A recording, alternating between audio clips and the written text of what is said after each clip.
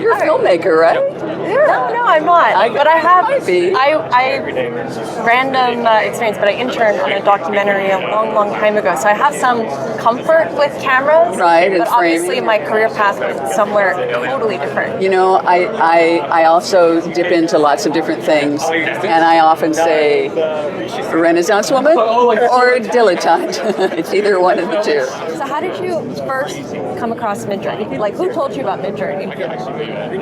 Good question. It's been so very long ago now in the scope of technology. I think I heard someone talking about it on another tech show that I watch. I'm a big Macintosh person, Apple person, and someone was talking about how beautiful the images were, and I'm relatively cutting edge in that I try to sort of keep up with things. So I read a lot in the tech areas.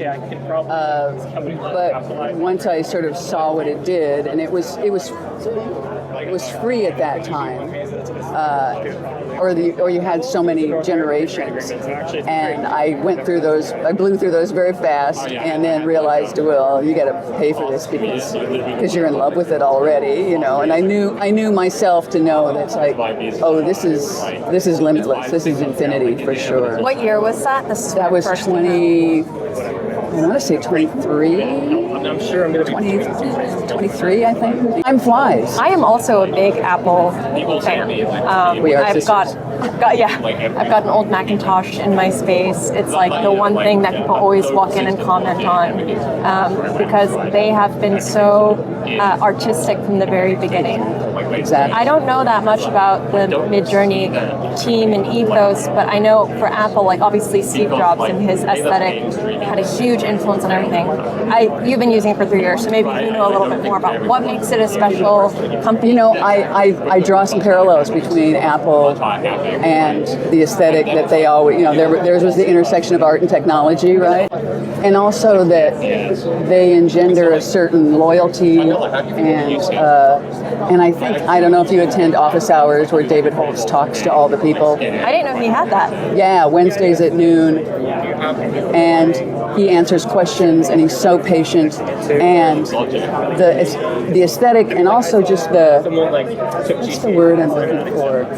His approach to problem solving, and also what is possible for humans. That sounds very, but is the same sort of.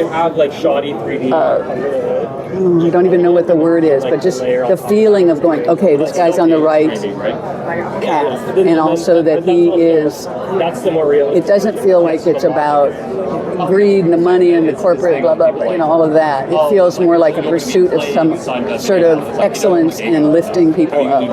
That sounds really corny now as I say it, but it's the same people. I worked with the Berkeley Macintosh user group back in '92, about the time that QuickTime was coming out, and there's a true believerism among those folks because they want to be associated with someone of that ilk, that's trying to do good for the world. I mean, of course, there's always money involved, blah, blah, blah, but it feels good and pure and clean as opposed to some of the other tech companies.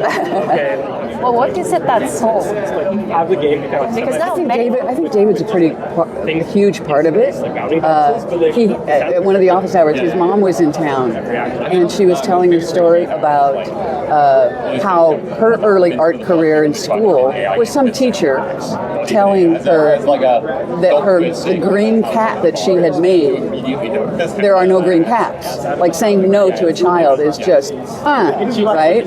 And I've heard these stories before from other children trying to be artists, and they turned away from it because, a teacher told them, So I don't know. I mean, you know, if I could like, there are no purple skies or whatever, right?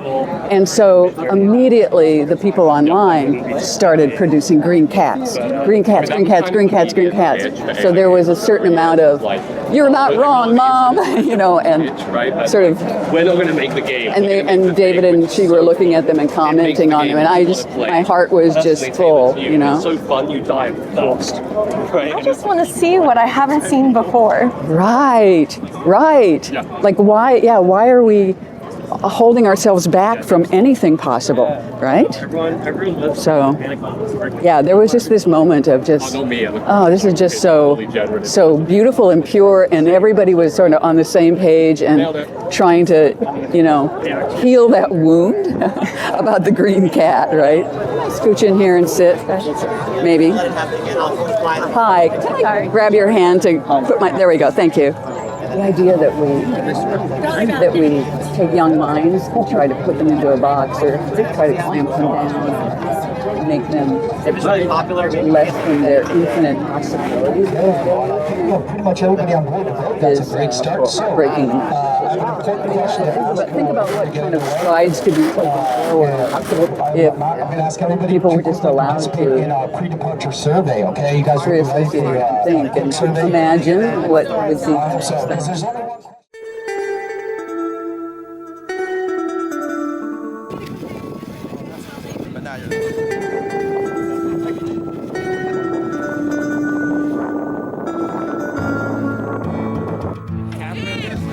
Now I have really no interest. I think everything else is happening.